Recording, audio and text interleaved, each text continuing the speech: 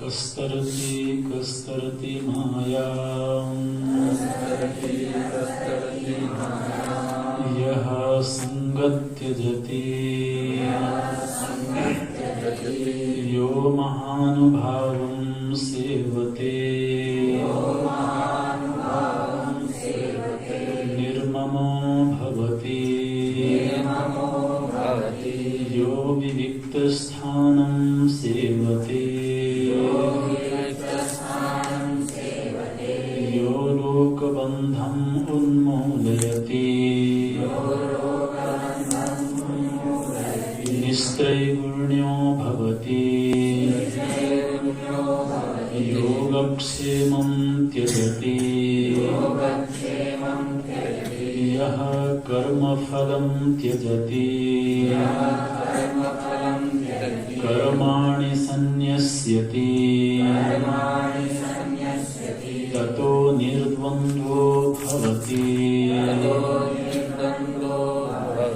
यो वेदानपि सन्न्यस्यति केवलम् अविच्छिन्नानुरागं लभते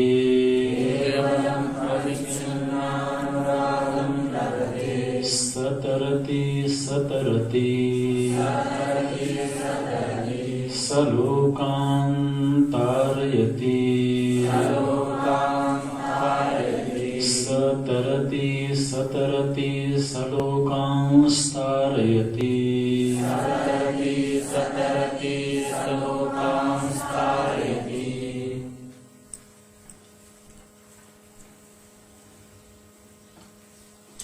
यो विविक्तस्थानं सेवते यो लोकबन्धम् उन्मूलयति यो निस्त्रैगुण्यो भवति यो योगक्षेमं त्यजति स लभते स मायां तरति। माया से कैसे पार हुआ जाए, ये प्रश्न शिष्य का था, जिसके संदर्भ में देवर्षि नारद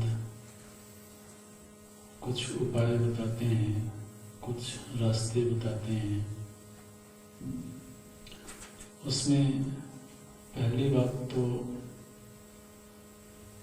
यह है कि स्वयं माया के बीच रह करके स्वयं माया के आगोश में रह करके उससे छूटने में कठिनाई है। थोड़ा सा उससे तटस्थ होने का अभ्यास हो, जानबूझ करके प्रयास करके उससे दूर होने की कोशिश हो और एक निश्चित उद्देश्य को ध्यान में रखते हुए एकांत का सेवन हो, तो धीरे धीरे रस बुद्धि कम होती है। माया में रस बुद्धि बनी हुई हो, आनंद की अनुभूति बनी हो और फिर उससे छूटने की बात की जाए तो वो बहुत सफल प्रयास नहीं होता है। किंचित उससे हम तटस्थ हों और भगवत अनुराग बढ़े, भगवत प्रेम में संवर्धन हो, तो हमारे प्रभु जी ऐसे हैं जो अपने प्रेम के संदर्भ में किसी और को बर्दाश्त नहीं करते हैं। जहाँ उनका निवास है वहाँ वो और किसी को नहीं रखना पसंद करते हैं। तो भक्त का जो हृदय स्थल है वहाँ या तो राम होंगे या काम होगा, इच्छाएं होंगी। दोनों का साहचर्य तो बनता नहीं है। इसलिए वो बहुत पजेसिव हैं।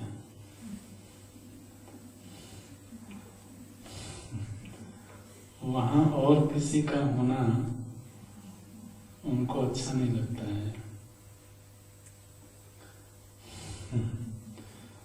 इस रहस्य को जब भक्त समझता है, समझने की कोशिश करता है, तब बात बनती है। ऐसा नहीं है कि उनको किसी से कोई द्वेष है, लेकिन उनको लगता है कि जब मैं इसको सब कुछ दे सकता हूं, या तो मेरी सामर्थ्य में इसको भरोसा नहीं है, तो केवल आजमाने की कोशिश करता है कि चलो दुनिया में बहुत सारी चीजों को आजमाया है, एक बार भगवान को भी आजमा के देख लेते हैं। काम बनेगा तो ठीक है, और नहीं तो दुनिया तो है ही है अपने पास में। तो ये जो मनोवृत्ति है, ये उनको ठीक नहीं लगती है। इसलिए एकांत चाहिए, एक एव अंतः, जहां एक के अलावा दूसरा ना हो। तो हृदय का वो आंगन जहां उनके अलावा और कोई ना खेलता हो।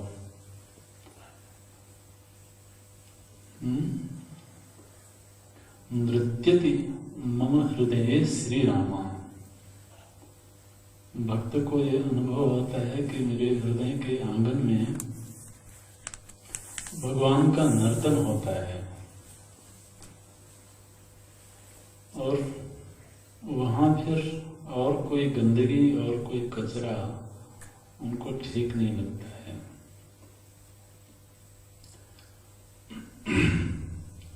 तो दशरथ के आंगन में जब भगवान नृत्य करते हैं, दशरथ महाराज के आंगन में वो विचरण करते हैं, तो दशरथ वो है जिन्होंने 10 इंद्रियों को अपने पास बुला लिया है। अब इंद्रियों का विचरण बाहर नहीं होता है, बल्कि उनको वापस बुला लिया, और हृदय के उस आंगन में जहां भगवान विचरण करते हैं, वहीं इंद्रियां भी रमती हैं। तो उन्हीं को देखना, उन्हीं को सुनना, उन्हीं का स्पर्श, उन्हीं की सुगंध, उन्हीं की लीलाओं का श्रवण। भक्त का एकांत ऐसा होता है। एकांत एकदम सुनसान नहीं होता, वीरान नहीं होता है। एकांत बहुत व्यस्त होता है उसको फुर्सत नहीं होती है। कथा सुनना पूरा हुआ तो जप शुरू हो गया, जप की संख्या पूरी हुई तो पूजा शुरू हो गई, और नहीं तो उनके निमित्त से झाड़ू ही लगा रहा है, तो जिस स्थान में रहता है उसकी सफाई में लगा हुआ है। माने वो ऐसी जगह रहता है जहां केवल एक ही रहता है, और वो है मालिक। वो तो स्वयं उनका किंकर हो गया, तो उसने स्वयं को तो नगण्य बना लिया। तो जब मैं था तो वह हरि नहीं है, अब हरि हैं। ध्यान रखना, कोई नहीं है ऐसा नहीं है, हरि हैं, और मेरा मैं पना उनके चरणों में विसर्जित हो गया है, इसलिए मैं नहीं। ये कोई अद्वैत की बात नहीं है। यहाँ पर उपासना की ये बात है, लेकिन उपासक अपने अलग व्यक्तित्व को रखना पसंद नहीं करता है। तो उसकी जो पहचान है वो भक्त के, वो भगवान के माध्यम से है। माने ये तुलसी के राम हैं ऐसा कहलाना उनको अच्छा नहीं लगता है, बल्कि ये राम जी का तुलसी है ऐसा कहलाने में उनको आनंद है। तो वहां एक ही रह गए, चारों तरफ वो छाए हुए हैं। चित्रकूट रघुनंदन छाए, चित्रकूट में जब भगवान पधारते हैं वहां गोस्वामी जी ने लिखा कि छा गए वो, उन्हें उनका प्रभाव इस तरह से व्याप्त हुआ कि वहां रहने वाले सभी लोगों के मन में राम के अलावा और कोई स्मृति ही नहीं है। उनका ऐसा सौंदर्य, उनका ऐसा शील, उनका ऐसा माधुर्य कि वो लोगों के दिलों में छा गए। चित्रकूट में छाए मतलब कोई बादल की तरह थोड़े छाए लोगों के हृदयों में, लोगों के दिलों में छा गए हो। तो चाहे वहां के संत गण हो, चाहे तो भील हो, स्त्री हो, बालक हो, उन दिनों चर्चा का विषय यदि कोई है तो केवल प्रभु है। जितने समय तक प्रभु जी का उस स्थान पर निवास रहा, गांव से लेकर के कस्बे तक, तो श्रृंगवेरपुर में भी चर्चा के केंद्र में वही है। चित्रकूट के आसपास जितने भी ऋषिगणों के आश्रम हैं, संतों के आश्रम है, वहां चर्चा उन्हीं की होती है। और सभी लालायित रहते हैं कि एक बार जाकर के उनके दर्शन करावें। उनके हृदयों में छा गए वो एकांत है। भक्त का एकांत ऐसा ही होता है। संभव है कि वो हजारों की भीड़ में रह करके भी एकांत में रह रहा हो। समुदाय के बीच रह करके भी वो एकांत में हो सकता है, यदि उसने अपने एकांत को संवारा है तो यहाँ अनेक लोग रहते हैं, लेकिन संभव है कि कई ऐसे महात्मा होंगे, कई ऐसे विद्यार्थी होंगे जिनका उठना बैठना श्रवण करना सब कुछ अपने प्रभु के लिए होता हो, उन्हीं को केंद्र में रख के होता हो। उनके सगुण रूप का श्रवण करना, तात्विक रूप का श्रवण करना, वो एकांत में है। और वही वास्तविक एकांत है। जब हम व्यावहारिक एकांत की बात सुनते हैं, जहां पर कि कोई लोग ना हो, कोई चर्चा का विषय ना हो, वो एकांत कई बार अकर्मण्यता की ओर ले जाता है। इंद्रियों को, मन को कोई ना कोई आलंबन चाहिए। सुसुप्ति के अतिरिक्त पूरी जागृत अवस्था में मन को कोई आलंबन चाहिए। अब वो आलंबन यदि हम प्रभु को नहीं बनाते हैं तो उनके व्यतिरिक्त जो है वो बनेगा। इसलिए ये एकांत की जो परिभाषा महापुरुषों ने दी, संतों ने दी, यही ज्यादा कारगर लगती है। एक के लिए ही है उसका जीवन, तो एकांत है।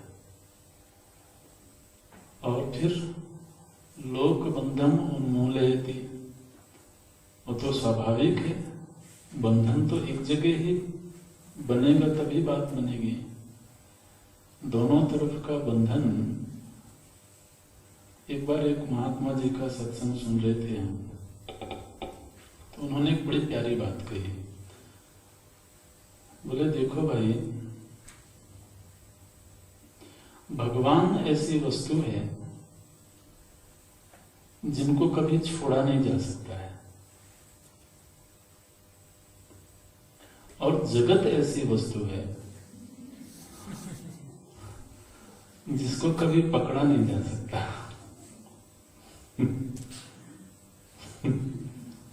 बड़ा अच्छा लगा।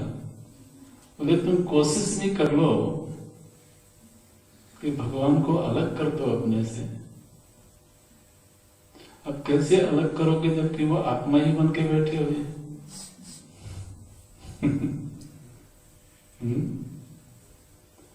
और वो ऐसी जगह बैठे हैं जहां पर जगत की दाल भी नहीं गलती है।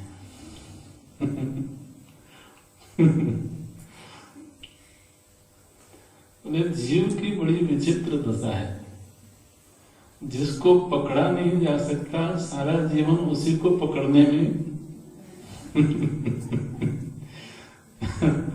गंवा देता है। और ये बात सच है। हम अपने जीवन का अनुभव देखें तो कितनी सारी चीजों को हमने पकड़ा है और आज भी खाली आती है।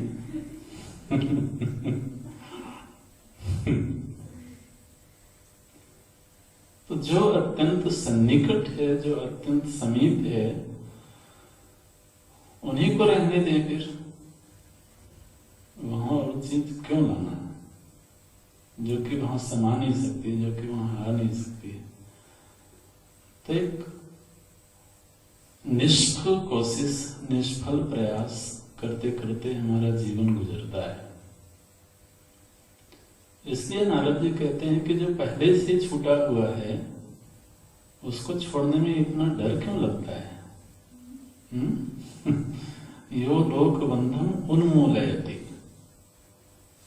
अरे पकड़ने की एक मानसिक अनुभूति मात्र है, पकड़ सकते नहीं है। ये काल्पनिक सत्य है कि हमने संबंधों को बनाए रखा है, वो कोई चेहरे पे थोड़ा ही लिखा हुआ है। तो जो कि हमेशा से ही छूटे हुए हैं उनको छोड़ने में तकलीफ नहीं होनी चाहिए।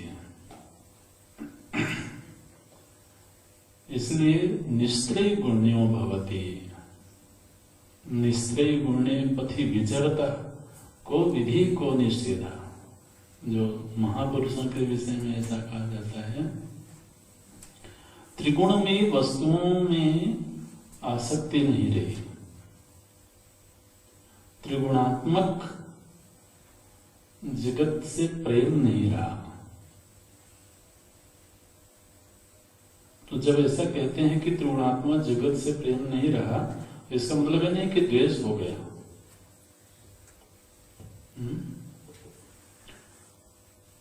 वो उससे उपराम हो गया, उदासीन हो गया। उदासीन समझते हैं ना?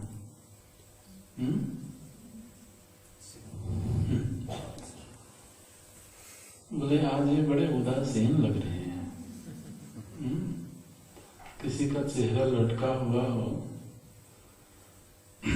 आज ये ब्रह्मचारी जी बड़े उदासीन लग रहे हैं, कोई बुरी खबर मिल गई क्या? उदासीन का अर्थ है कि जो ऊपर उठ गया, उदासीना, जो ऊपर बैठा हुआ है, नीचे की सीढ़ी में बैठना उसको अच्छा नहीं लगता है, वो उदासीन है। तो खिलौनों से कब तक खेलेंगे?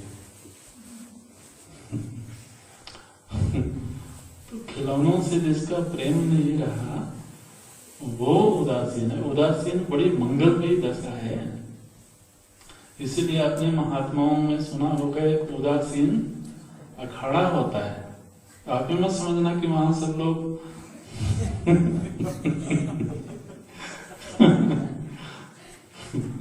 लटके हुए चेहरे वाले होते हैं।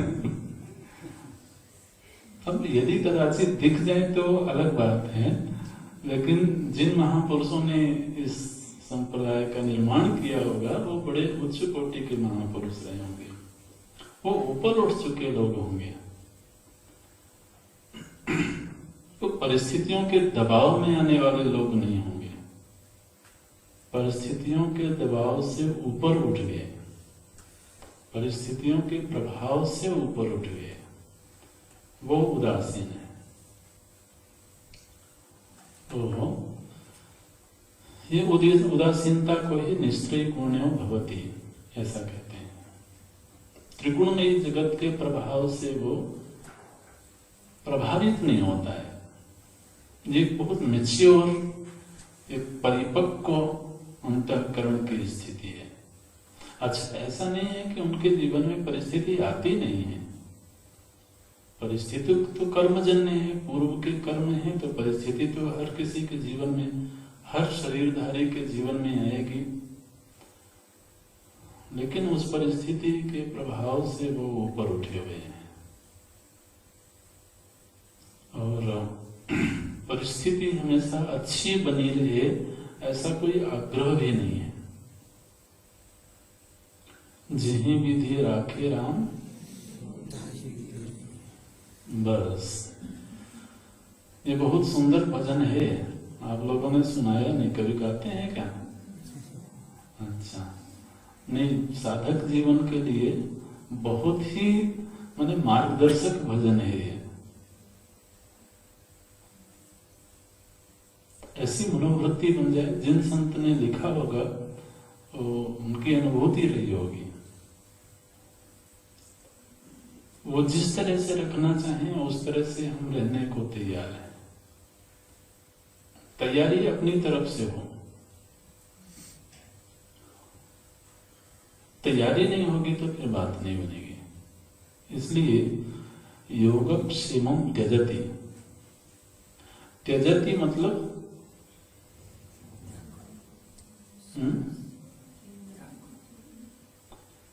नहीं, छोड़ देना तो ठीक है, वो तो हमें भी समझ में आता है।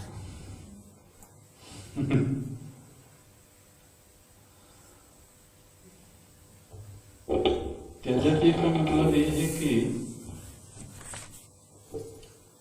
उनके आश्रय में छोड़ देता है।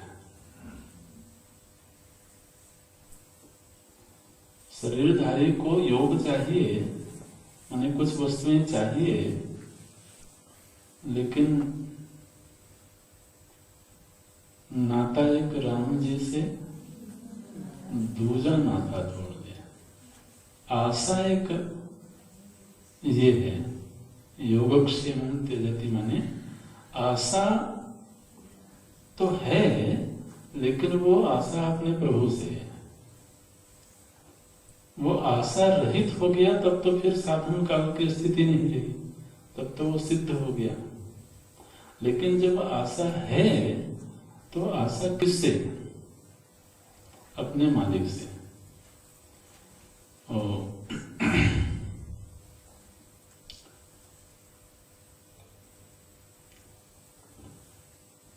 एक जगह पर प्रभु जी ने कहा कि मोर दास कहाई नर आशा। ये कहलाता तो मेरा दास है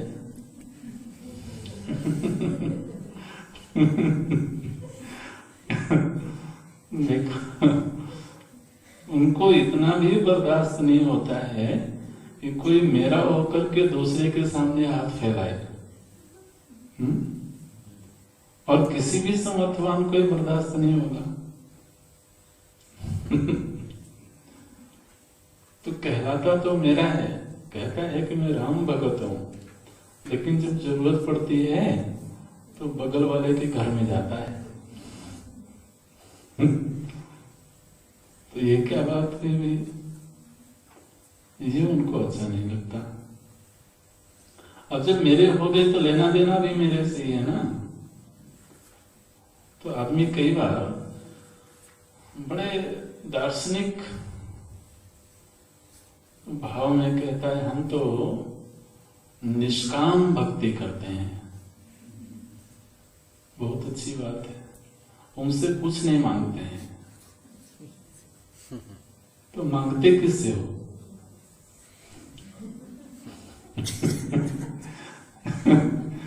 अच्छा, अगर मांगने की स्थिति नहीं है तब तो बहुत मंगलमय है। जब मांगने की जरूरत ही नहीं रही तब तो फिर ठीक है, सब आनंद ही आनंद है। लेकिन जब मांगने की स्थिति में हैं हम, हमारी जरूरतें हैं, तो प्रेम तो उनसे करते हैं और मांगने के लिए बगल वाले के घर में जाते हैं। ये उनको नहीं अच्छा लगता। बल्कि जब उन्हीं से मांगता है तो भरोसा और बढ़ता है। और वो जब देते हैं ना तो महाराज वो ऋणी हो जाते हैं।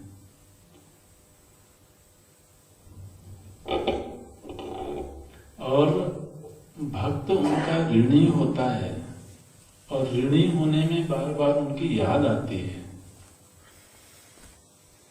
उनका ऋणी होना ज्यादा मंगलमयी है। दुनिया के ऋणी होंगे तो दुनिया की याद आएगी। जब ऋणी होने ही है तो उनके ही होने, कभी न कभी चुकता करेंगे। ये है कि योगक्षेम की आशा उन्हीं से लगाता है वो। सीम की चापी सकई को तासु, बड़ रखवार रमापति जासु।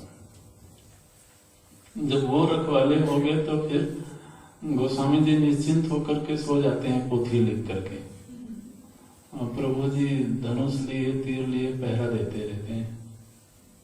हालांकि गोस्वामी जी को जब ये पता लगा तो उनको पीड़ा हुई, लेकिन वो उन्हीं के लिए लिख रहे थे, उन्हीं की लीला लिख रहे थे। तो अपनी लीला लिखवाने में तो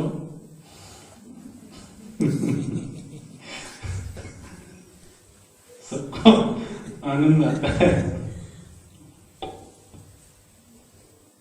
नहीं, ऐसा नहीं है, उससे लोक मंगल होगा। देखो महाराज, भगवान उसका संरक्षण करते हैं, पहरा देते हैं। अब जब तक गोस्वामी जी लीला नहीं लिख लेते हैं तब तक हम किसी अपने वफादार को भी नहीं रखेंगे, हम खुद ही पहरेदारी करेंगे। अरे इतने सारे उनके वफादार हैं, भेज देते किसी को, जय विजय को भेज देते और बहुत सारे लोग होंगे। तो लखनलाल जी से बोले कि चलो भैया हम खुद ही चलते हैं। जब वो रखवाले हैं तो फिर क्या चिंता करना।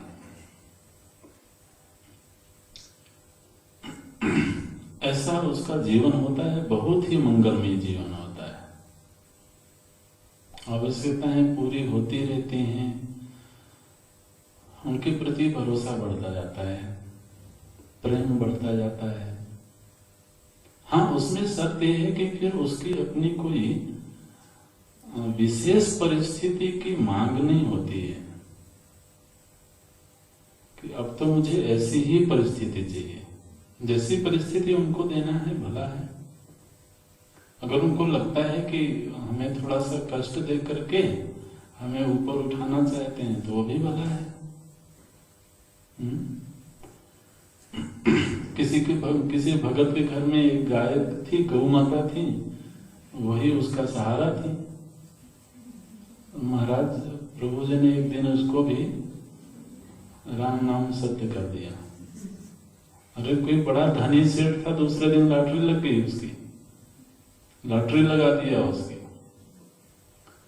तो भगत जी गए प्रभु के पास में, बोले ये तो आप बड़ा अन्याय करते हो।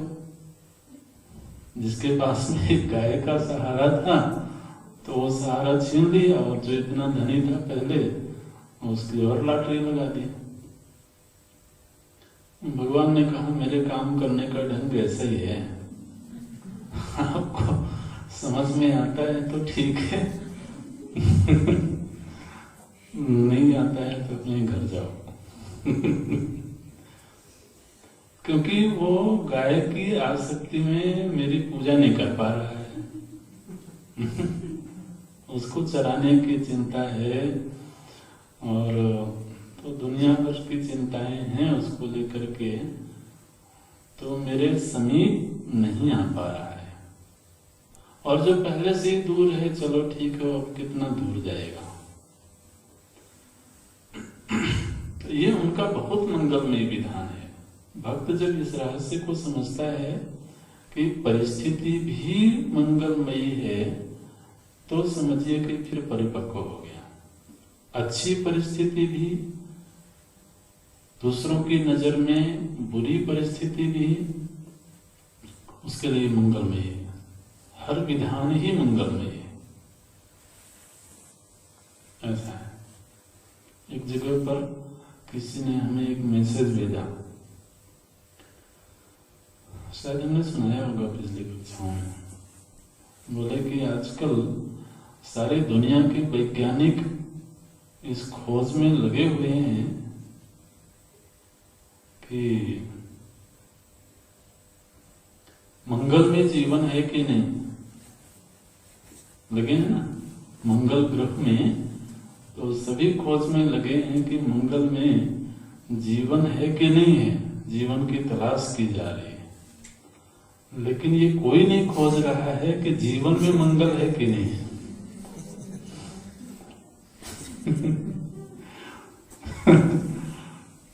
तो विचार करने का अपना एक ढंग होता है। तो भक्त का ऐसा है कि हर परिस्थिति उसके लिए मंगलमय विधान है, तो फिर योगक्षेम की चिंता नहीं होती है। जैसे रखना चाहें हमें स्वीकार्य है। हाँ, सेवा जो देंगे उसको हम पूरी तत्परता से करेंगे। ऐसा नहीं कि तो ठीक है, अपना खाट में लेटे हुए हैं, उनको खिलाना होगा तो आगे खिलाएंगे ही। उनको हमारी जरूरत होगी तो ऐसा नहीं। जहां सेवा देते हैं तो सेवा भी करता है, लेकिन चिंतित नहीं होता है। एक बहुत बड़ी उपलब्धि उसकी हो गई कि वो चिंता मुक्त हो गया। कर्म करते हुए भी, सेवा करते हुए भी चिंता को उन्होंने समर्पित कर दिया प्रभु जी के चरणों में। वो है योगक्षेमं त्यजति। और फिर जब योगक्षेम का वहां लोग खुद ही कर रहे हैं, तो जो भी कर्म होगा वो उनके निमित्त होगा, उस कर्म का जो फल होगा वो उनकी प्रसन्नता के लिए होगा। तो उसको फिर कर्म में और कर्म की फल में बहुत आसक्ति नहीं होती है। आसक्ति यदि किसी बात पर है, ध्यान रखना, पूरी तरह से अनासक्त नहीं होता। उसकी आसक्ति इस बात में होती है कि मेरे प्रभु प्रसन्न हो रहे हैं कि नहीं हो रहे हैं। इस बात में जरूर वो आ सकता है।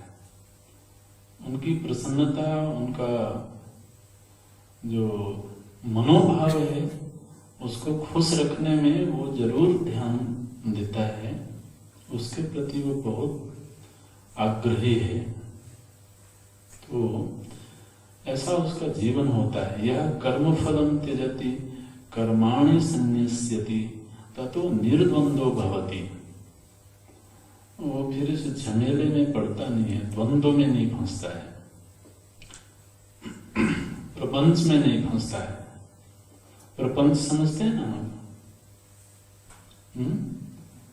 लोग कहते हैं बड़ा प्रपंची है। प्रपंच का मतलब क्या होता है?